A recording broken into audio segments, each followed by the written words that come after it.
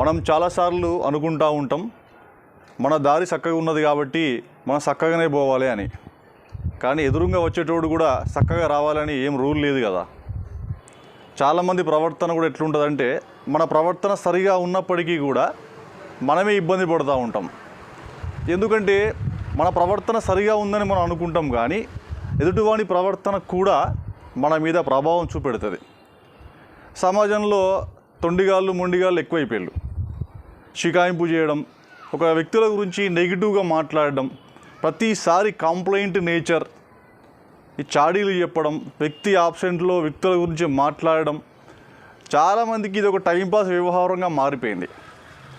So timepass వ్యవహారం వాళ్ళకి, కానీ కొంత సెన్సిటివ్ పీపుల్గా ఉంటే, సెన్సిటివ్ హార్ట్గా ఉంటే కొంత ఇబ్బంది జరుగుతుంది. కాబట్టి మనం చక్కగా ఉన్నామని చెప్పేసి ఎదుటి వాళ్ళు చక్కగా ఉండాలని ఏం గ్యారంటీ లేదు.